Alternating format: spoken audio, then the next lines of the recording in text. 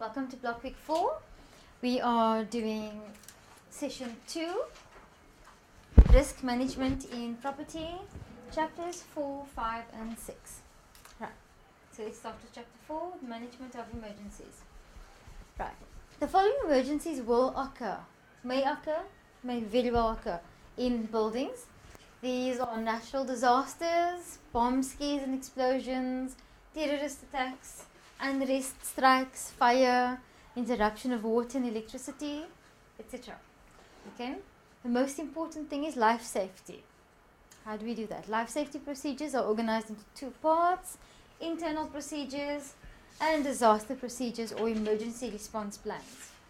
Circumstances and requirements vary from organization to organization according to their size, the situation, and the vulnerability to possible disasters. So as an example, I would think a hospital would have a much stronger emergency plan because you are caring for the frail. So there must be a strong emergency set up in place versus a commercial office building, right? Or perhaps when you're dealing with children or the old, right? So decision making in emergencies, right? This is a nice exam question. What decisions will need to be made in an emergency? Right? So, the three constraints causing problems for managers in emergencies. This is very important, guys. What are the three biggest constraints? You've got an emergency. Your building is, let's say, under attack. Time constraint, right? That's the one thing. Any delay in time or unnecessary use of time may cost lives, may cost fertility.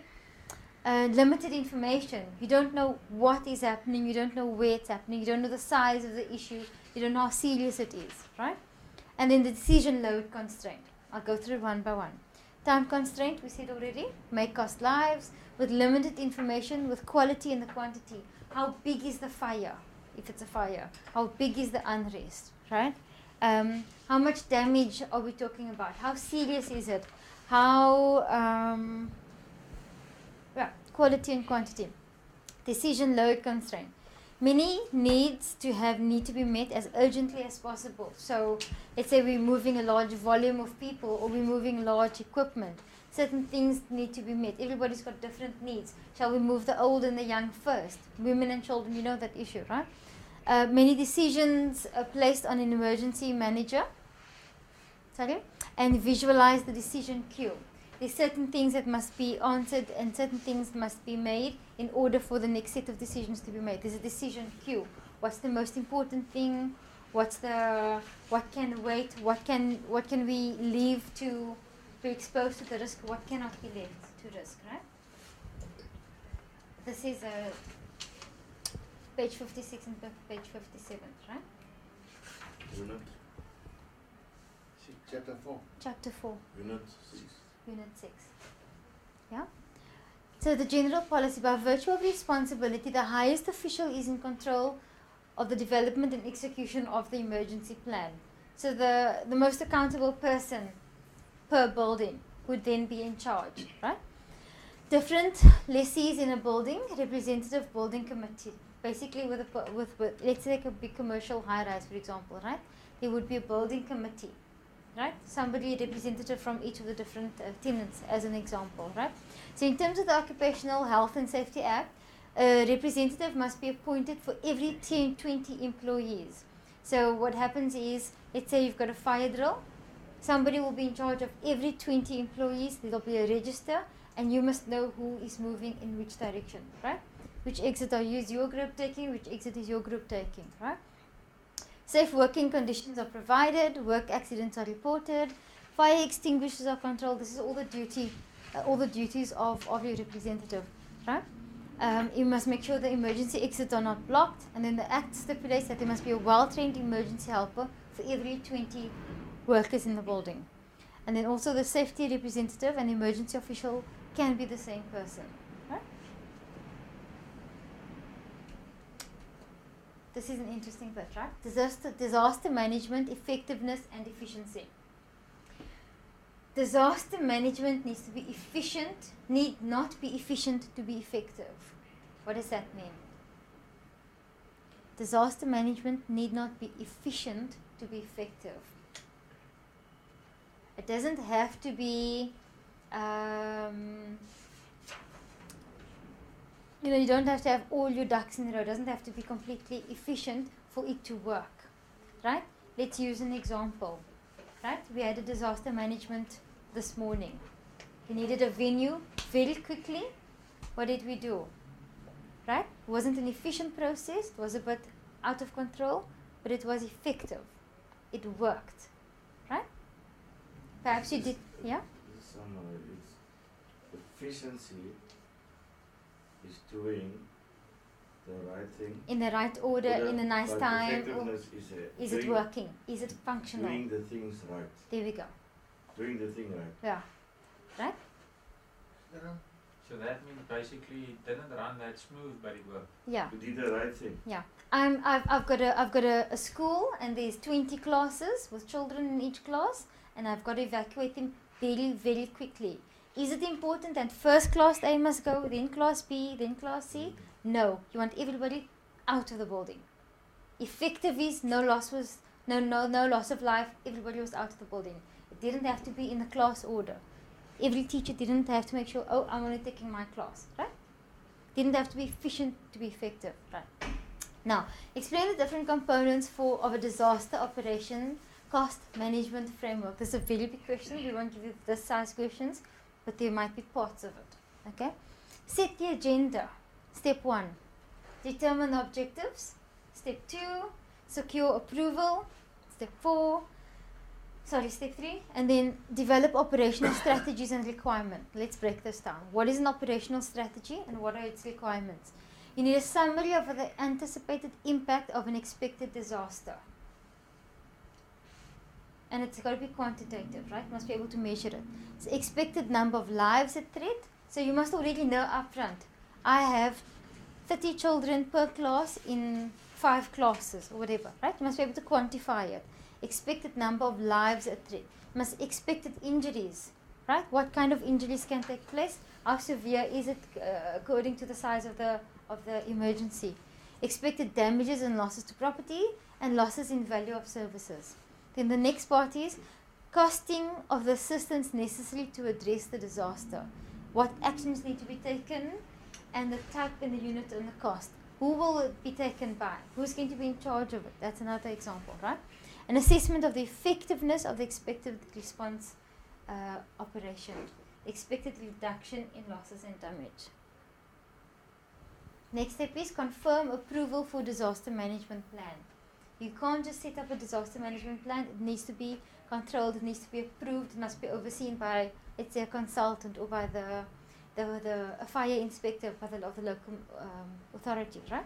There will be somebody that can oversee your disaster management plan and tell you if it's effective, if it will work. There should be a safety manager, or they all. No, there's lots of places. There's Occupational health. absolutely. Okay. There's the representative. If there's issues that they don't know, there's the fire inspector, or lots of But different- that is only to what I'm now thinking is, if that disaster is striking right now, Mhm. No, but remember the disaster management plan is already in place. yeah, Yeah. but that must be approved. Yeah, the disaster management And a plan. guideline. There must be a guideline. Like move the small classes first, then the second classes. Little things like that. But I mean, and then you must get approval for that, as you said now. Not during the emergency. Oh, This alright. is your plan. Okay. This is your Policy. this is a policy that you're setting up before the time to make sure that you communicate it. You're the principal of the school, right? You've got 10 classes and there's 30 children per class. You must know already up front, if something happens, what do we do, right? Maybe, Integration and stuff. absolutely, there's a plan that you already communicate up front. But it doesn't work necessarily every time In real life. in real life. No, but there's a guideline. So you'll know in your Okay. mind, Alright, move, So you can change. there we go, you move it. Remember, it to doesn't make have, it on the you day. don't have to stick to the plan. That would Yeah, be efficient. okay, alright. It would be very efficient if you stuck to the plan completely. Mm. Okay. But effective is, it doesn't matter how it happened, it worked properly, right? Okay. So we said we confirm approval for disaster management plan. You mobilize resources, personnel, services and equipment, what is needed, right? So I know that my admin staff must first run to the baby class to see to them because they need more help, right? And I also know that the secretaries must maybe get blankets or I don't know what to help with the disaster, right? Resource mobilization, that's resource mobilization. It needs to be planned to consider funding availability, operational requirements, training requirements. Maybe I need to train somebody with safety and first aid, right? The cost of the disaster mobilization can be divided into 4 groups: core and recurrent costs, mutual assistance costs, cooperating party costs, operation costs. What does that mean? Maybe there's a cost involved for the first aid course to take place. Right? Maybe I need to be able to draw on some third party at an additional cost if an emergency happens. So an emergency happens, I call them up immediately and there's already a contract in place where they come and assist us. That's really what's happening. Right.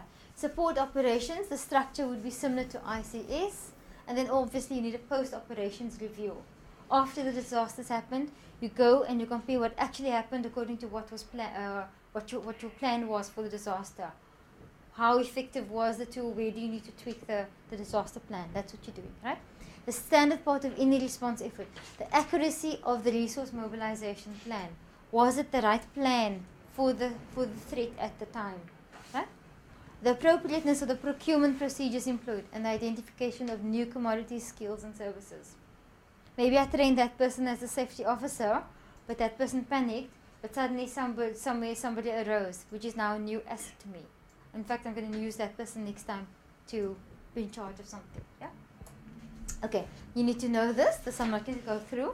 Just have a look at this. Name the aspects which should be taken into account in the compilation of an emergency plan. So remember, you're the property manager. You need to foresee what sort of things will happen during a disaster.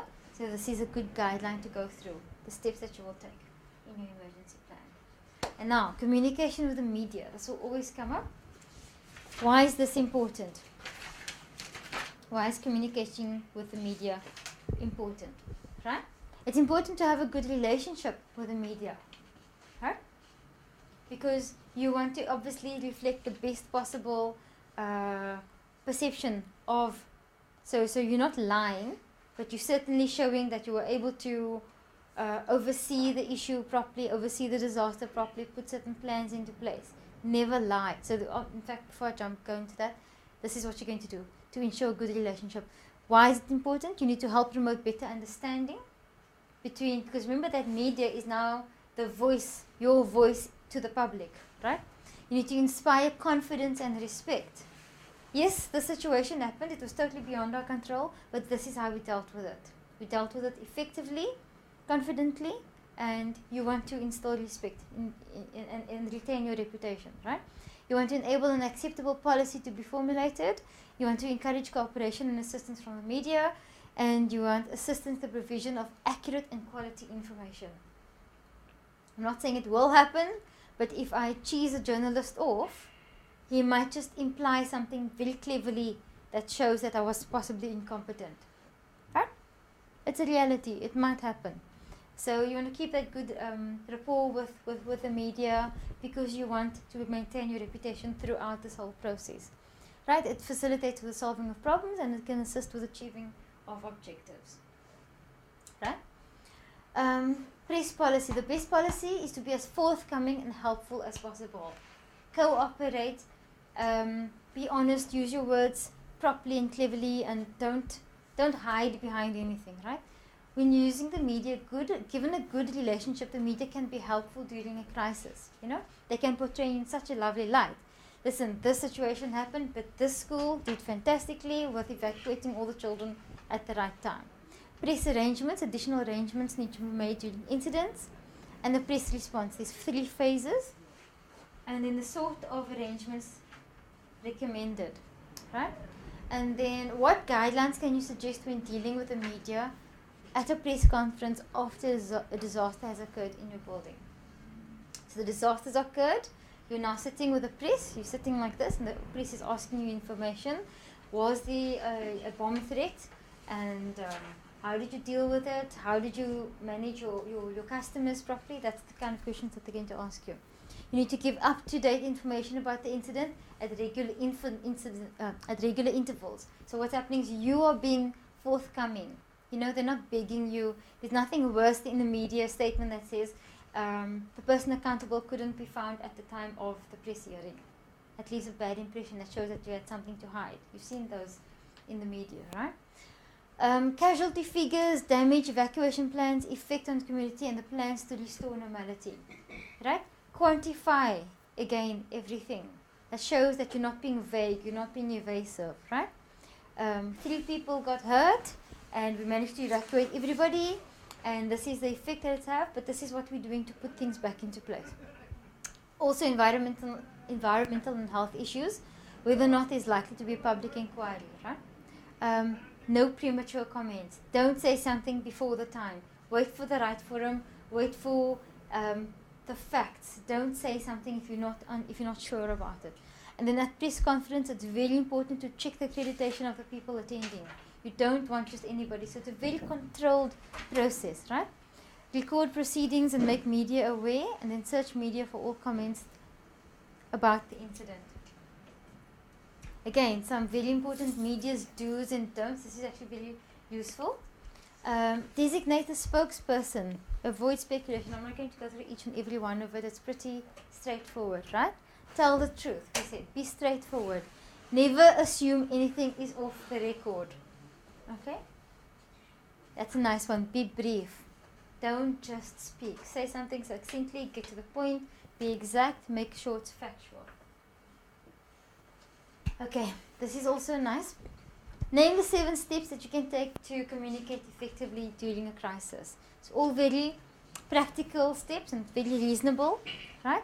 Be prepared, stay calm, gather information quickly, identify a spokesperson, use a key message, personally inform the tenant and owner, and understand the media's needs. Disaster recovery. So this is after the disaster's taken place. You're now putting steps to ensure normality, like you told the media. Coordinate and implement a recovery program as soon as possible.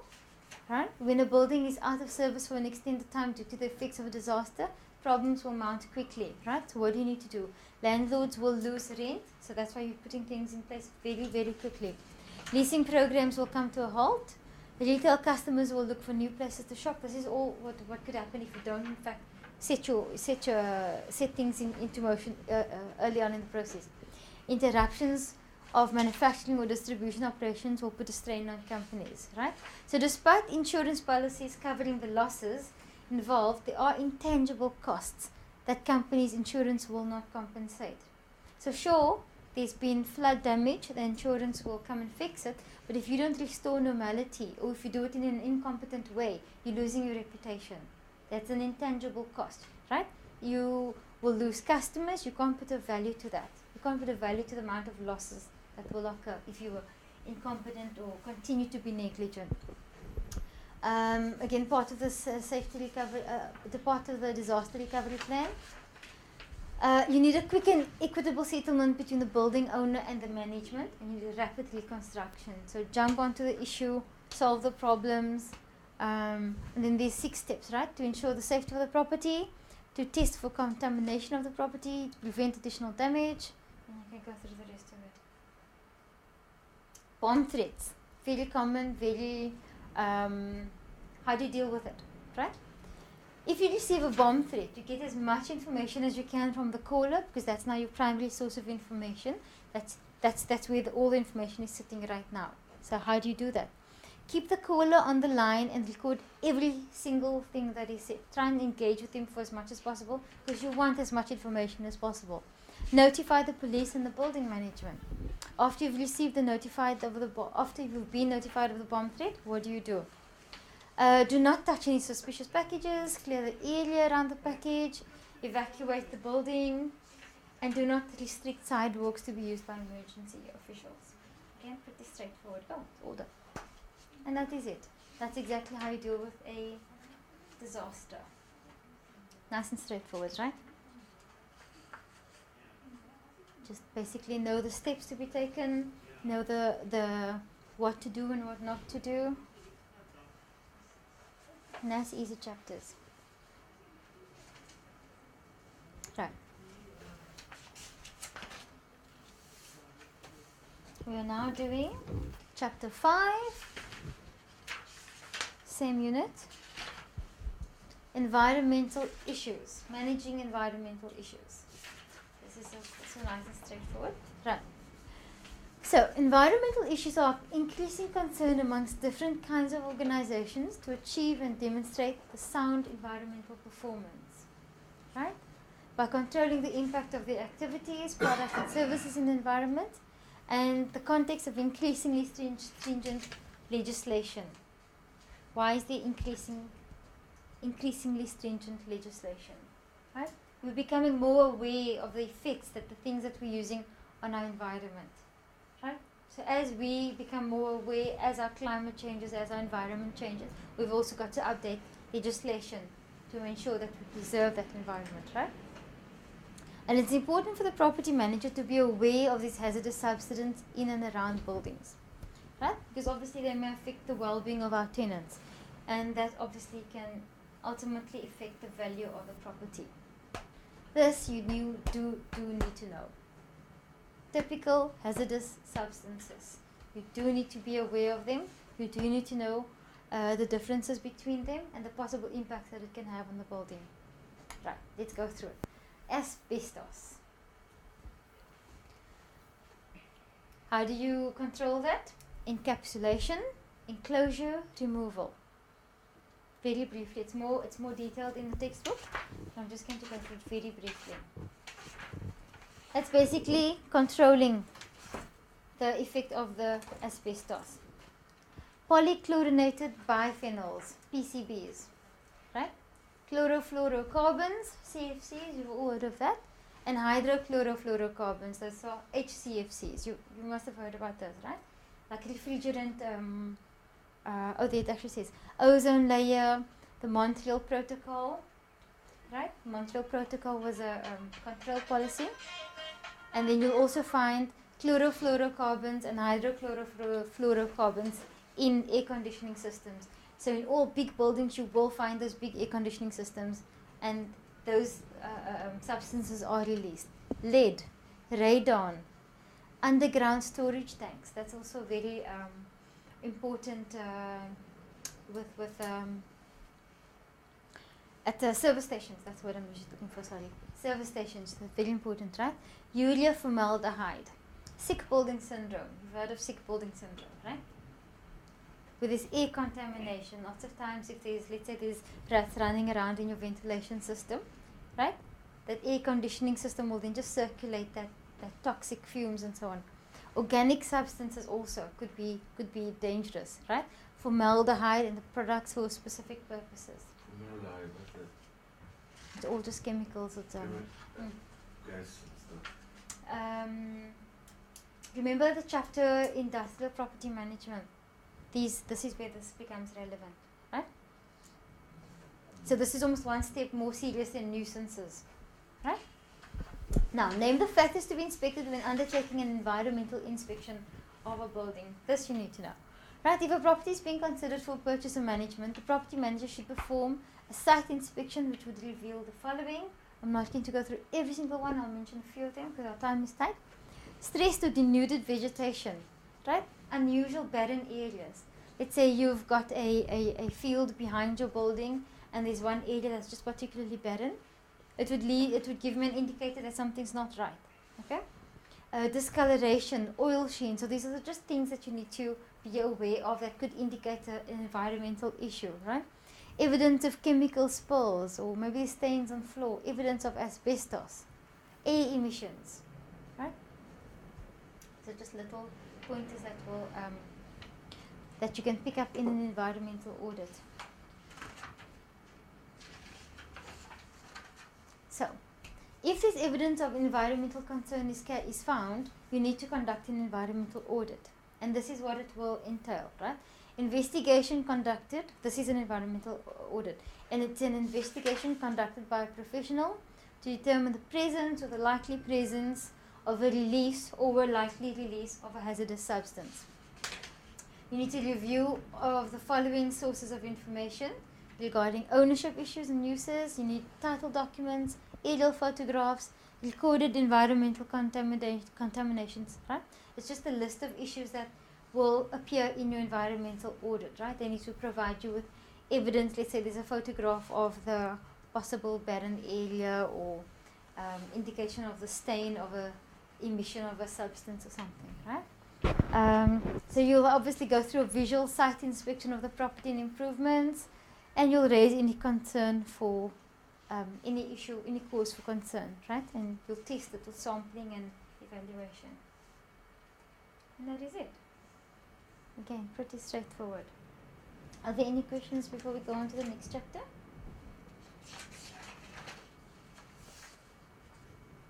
No?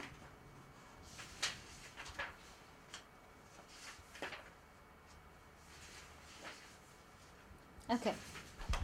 Chapter 6. We're in chapter 6, security.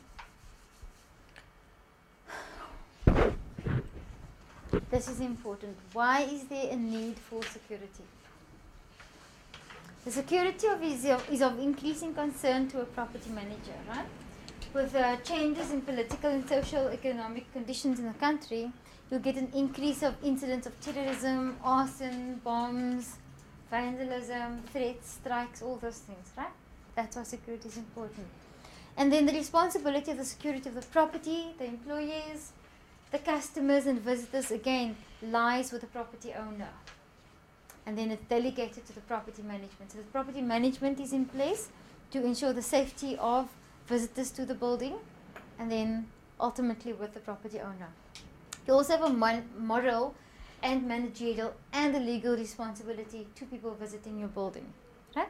The property manager must ensure and understand the security requirements and implications. So you must have an awareness of your building, the possible kind of threats, and what kind of security will then be able to overcome such threats. What is the function of security? The function of security is the protection of lives, property, and information for the rightful owner. Right? Protection is an activity which implies the application of manpower, capital, and systems. In security, one must guard against the overprotection or underprotection. Right? As a property manager, you will know what is too much security. Right? What level of security do you want to put in place? Let's say you've got a shopping center. Do you want security with private security with batons and shields? That's going to scare off the customer. That would be over protection. Under protection, right? This is again the complete opposite. How much to spend on protection of human lives? You need to decide at what point where you're going to draw the line. We spoke about under and over protection, and then what's a planned and systematic approach to providing this security. And then you need to be able to mention the components of an effective security program. What is What is an effective security program? 6 marks. Let's say that's a possible essay question, right? What's an effective security program?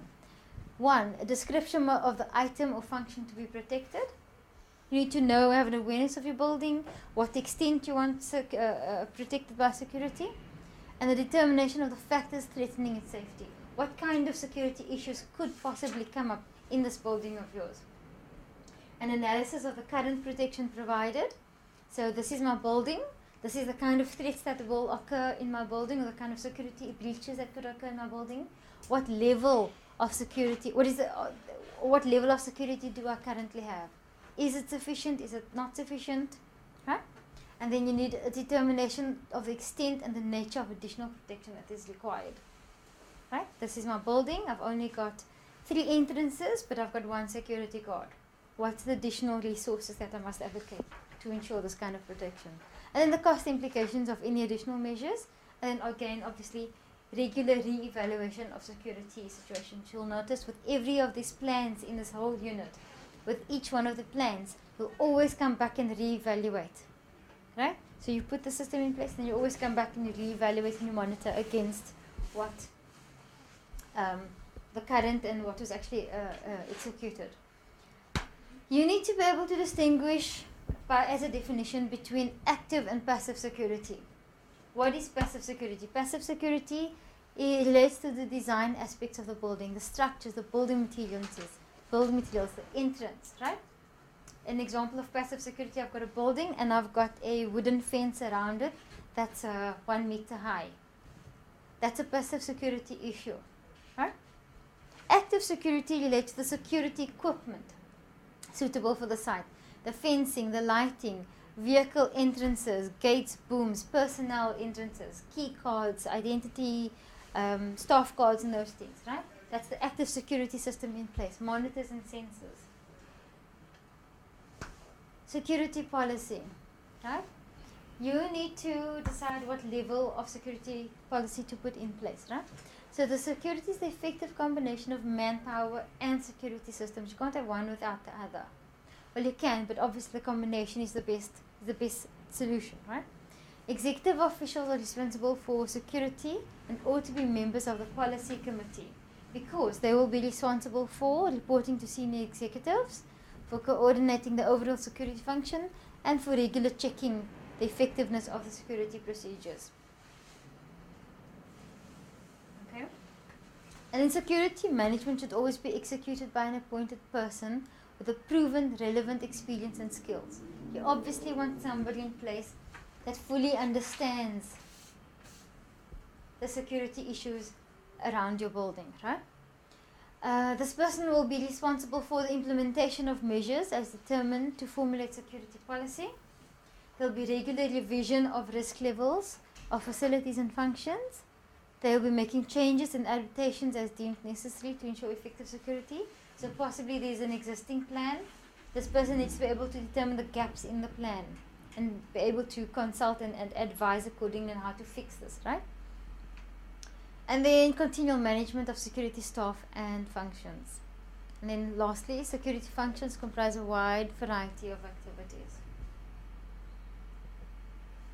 Now we're dealing with risk evaluation and quantification, right? Remember we said with any kind of risk, you need to be able to evaluate, that is get a picture of what the current situation is, and you need to be able to quantify what needs to be implemented in order to provide the adequate level of security.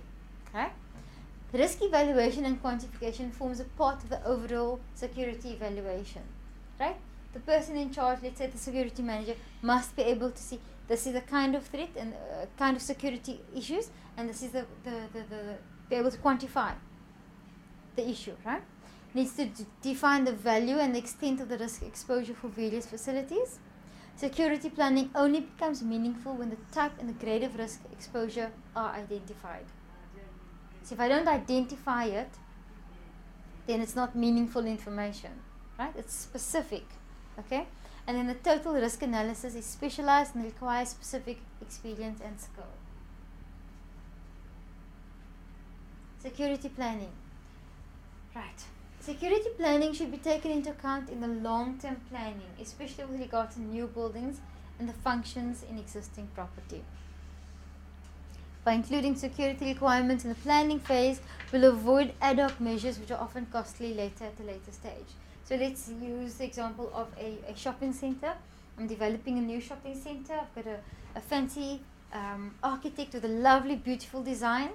But there's security issues. If I don't involve security planning from an early stage, I might not be able to identify, and I'll develop the building in such a way that there's possibly now security risk, right?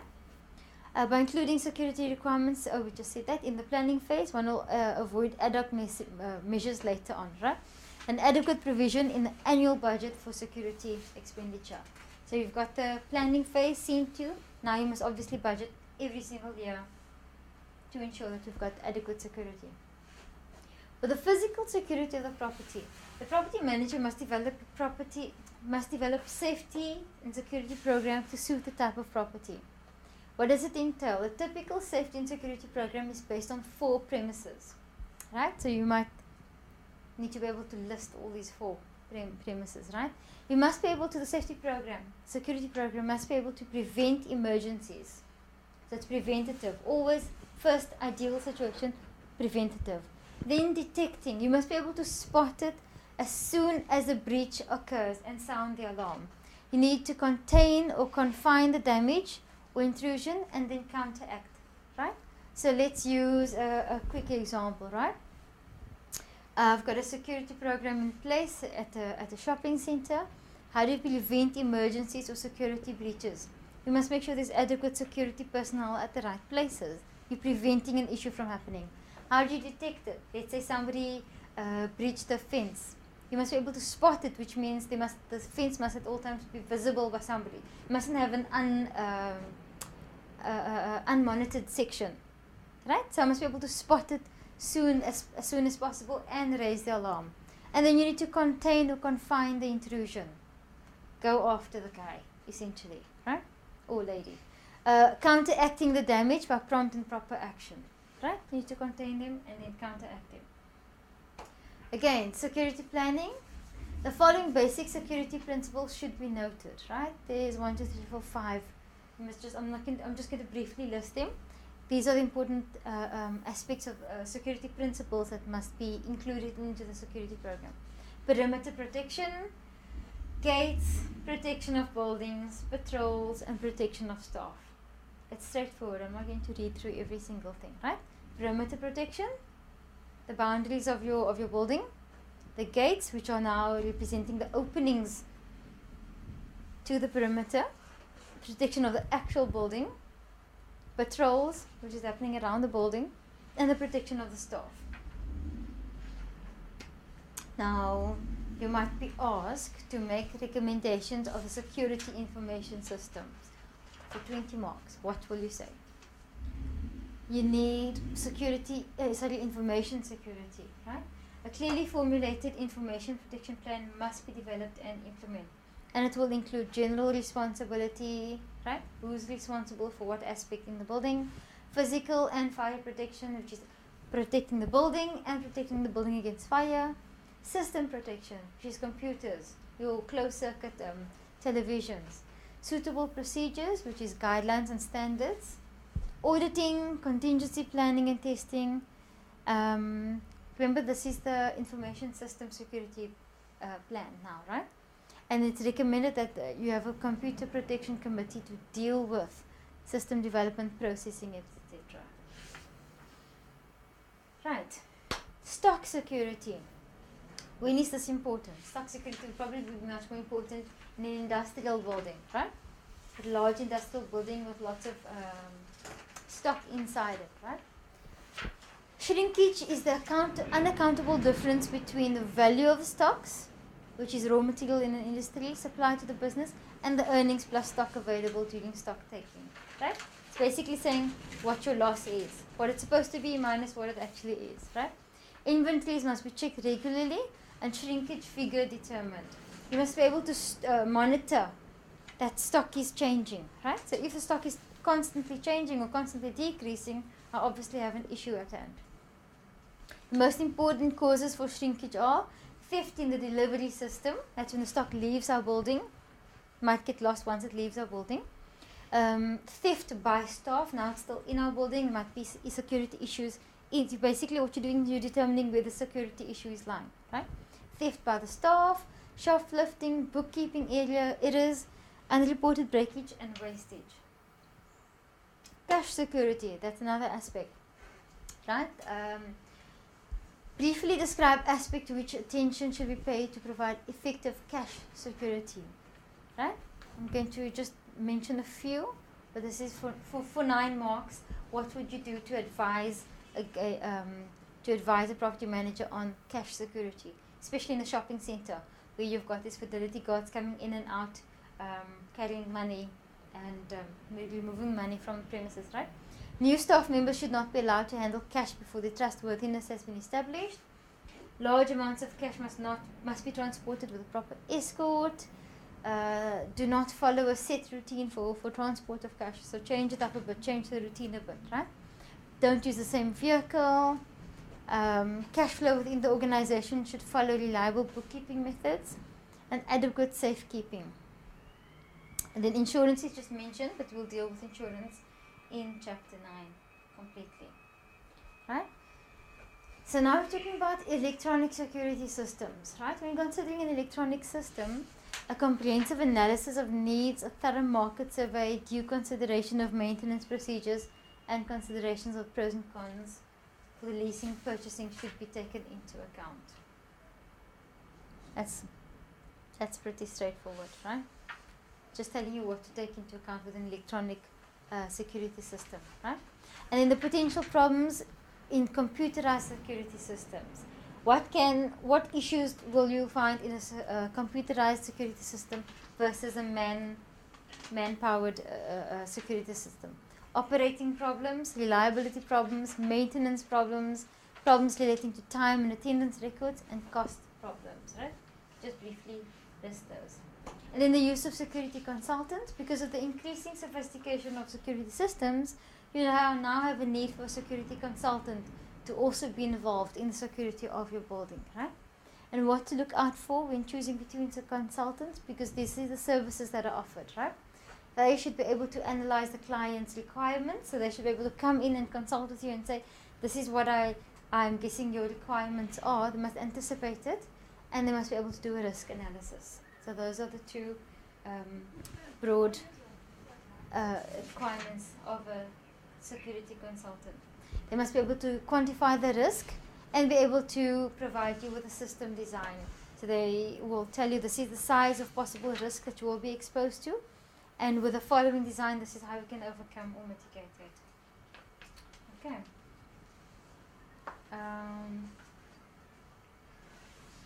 Yeah, I'm going to actually stop there because the rest is very, very straightforward. This is again just talking about security consultants, and this again here we're talking about the responsibilities as a project manager. So again, the property manager will have a role as a security manager also to be able to spot these things. So you won't be the security manager. You should be able to understand the role of the security manager. And then very quickly, how would you select a security company? Because now you've got these different companies tendering for the security of your building, and this is how you're going to assess between the various companies. Okay? Again, pretty straightforward. And that is it. Thank you.